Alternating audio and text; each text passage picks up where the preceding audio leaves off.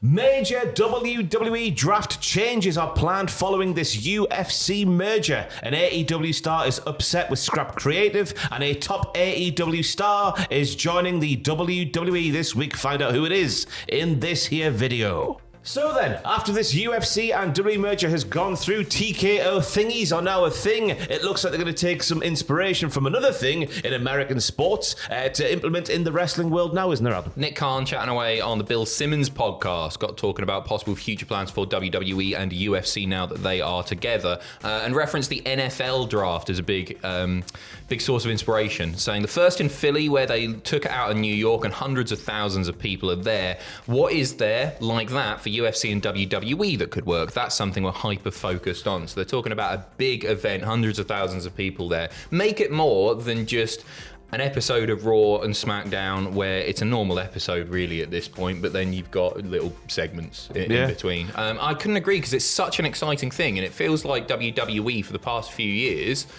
haven't really cared about it, and so why should we? Well, they haven't even said like who really makes the calls since, you know, the general manager, like, you know, the not Adam It's Pearce, like Road Dogg and stuff, you know wasn't what I it? mean? Yeah, they had the boardrooms. JBL. They had the boardrooms of like 2 pre-recorded scenes of them going yay, and we just missed out on that one. But yeah, if they do it good and proper, because it is exciting finding out who's going to what brand. If they do it properly and don't have the sort of like the soft division of the rosters that they've been doing over more recent times, where, you know, people can rock up on both shows. Yeah, for sure. How do you think the UFC plays into that? Because I don't feel like it's like, hey, Austin Theory's going to the UFC. I think it'll just be like 2 UFC people end up one on Raw, one on SmackDown, something like that. Yeah, like a wild card. Yeah, that sort of thing. An enforcer. If someone like besmirches Adam Pearce, they get sent down to a UFC cage and have to fight like a UFC person. Yeah.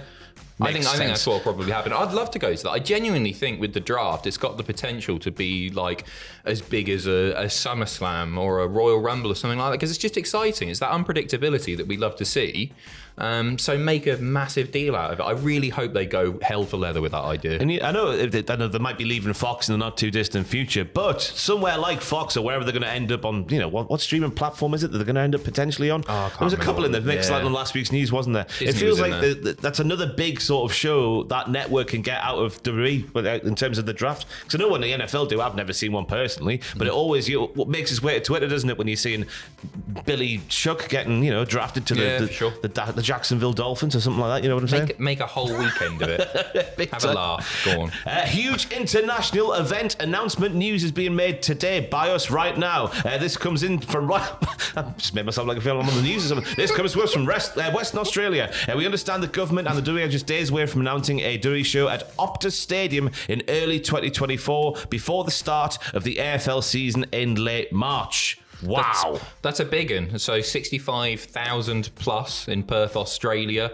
The last major one that they did there was Super Showdown, which feels like a lifetime ago. Do you remember what happened on that show? That was John Cena's new finisher move. Was it? Oh, I thought no, was that Australia? He had a tag match, didn't he, with Elias and Kevin Owens involved?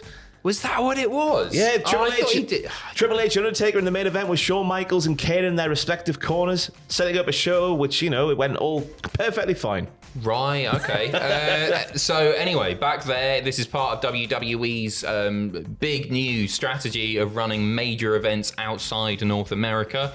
Something that we're really, really happy about, quite selfishly. But it's great. Good for them. They always pack them out in Australia, don't they? Yeah, big time. I know you think about the Australians on the roster: Grayson Waller, Rhea Ripley. I'm sure I'm forgetting more. Mm-hmm. Indy Hartwell. I'm sure she's from that neck of the woods as well. I might have got that completely wrong. She's also on the roster. But I think that's a good thing they're doing. Like current modern day Triple H era, whatever you want to call it, is that they're catering these events more to the live crowd, which gives a better, you know, live sort of atmosphere and gives a better show by and large. Yeah, for sure. I don't think there are many places in the world that you could go and not see somebody from your homeland. There will be plenty of places, I'm sure. But Iceland. Anyway, Iceland? Moving on, there we go. If you know a superstar from Iceland, let us know in the comments down below. An AEW star is reportedly upset with a scrapped Collision segment because during Collision on Saturday, we heard commentator Kevin Kelly begin introducing the segment involving not just Santana, but Mike Santana to give him his full new name. Right, yeah, of course they added the mic on. Mike Santana. Mike Santana. Sounds like a businessman, doesn't it? Anyway. But after a brief pause and what appeared to be sort of like someone in his ear going, no, don't say that man's name, they moved on to something else. It was a promo package about Kota Ibushi and Kenny Omega and their feud. And Santana, he took to Twitter or X.com to make his feelings known, didn't he? Yeah, he said, wow, okay, I got you. It's a work though, isn't it? Do you reckon? Well, it felt like a very planned thing. What do you think? I don't know, because after what happened on Twitter or X.com last week between Mike Santana and Ortiz, where they had like a promo package with, oh my God, I'm going to get mixed up here, Santana, and then Ortiz took offense, and they had a little back and forth on Twitter, just basically confirming the rumors that they're still not getting along, even though they were appearing in storyline in the build-up to All In. I don't know what to think. I thought that this was planned, but people are thinking that it wasn't because of the actual production errors that happened during the show, right? Yeah.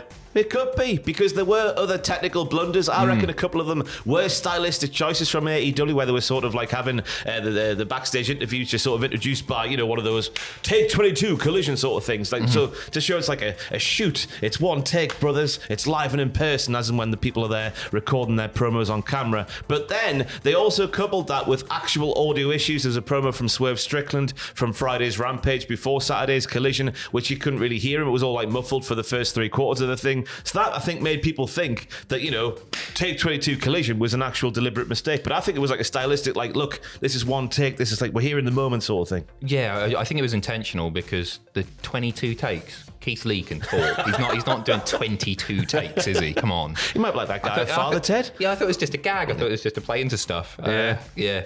Because Keith responded to this on X.com saying LOL in response to that thing making, you know, the cut on Collision at the weekend there. But yeah, it's just the fact that, you know, a seemingly real one was coupled with stylistic choices has made people think a certain way. I don't know. Make up your own minds. Yes, let us know in the comments down below. Nia Jax has responded to the fan backlash of her WWE return last week on Monday Night Raw. The Rock's cousin is back in WWE and people aren't happy about it overall, says Tom in our notes right here. Yeah. The Rock's cousin, Nia Jax. What's she been saying, Adam?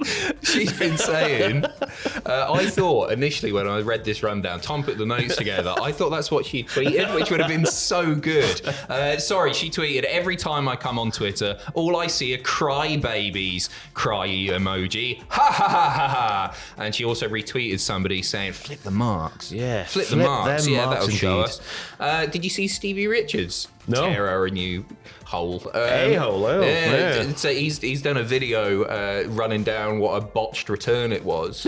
He's doing the whole Maven thing now. I think he's probably been doing it for longer, but, you know, like ex-WWE guy going into YouTube trends and absolutely nailing it. He absolutely tears her apart. It's brilliant. Are you excited to see her back? Nah.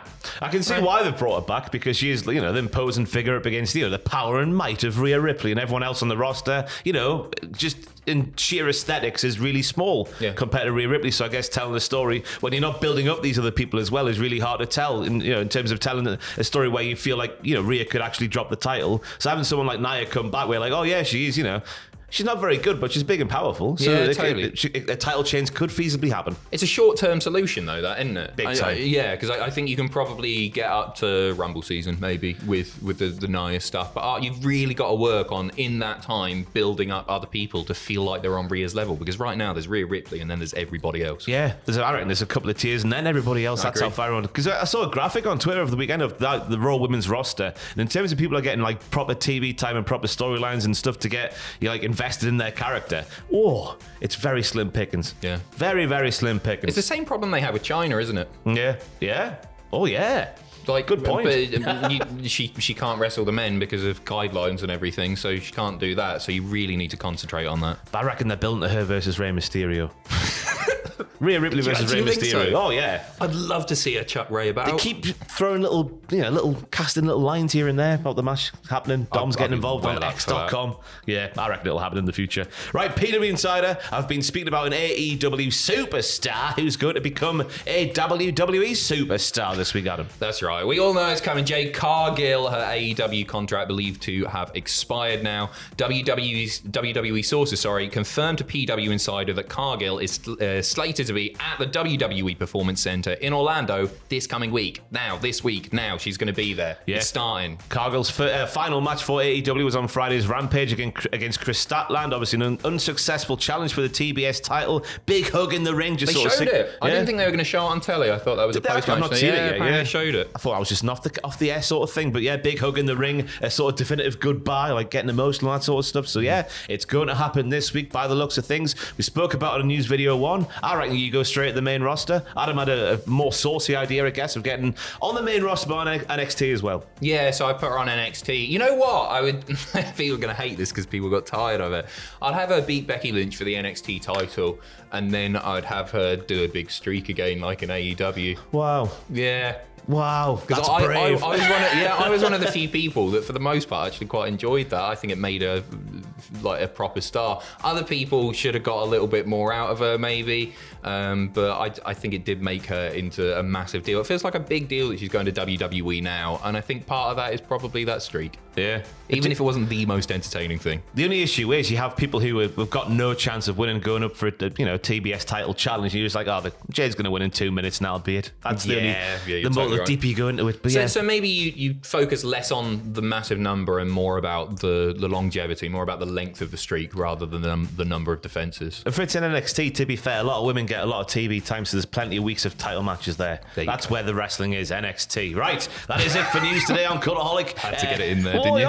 That's where the wrestling is. That is where the wrestling lives, NXT. I've been Ross, joined by Adam, and we'll see you very soon. Well, what's coming up tonight on the channel? A list, 10 worst WWE matches of a year. What are we up to? 96 maybe? I think we're up to 96. That's a while ago. Right, watch that then. See you later.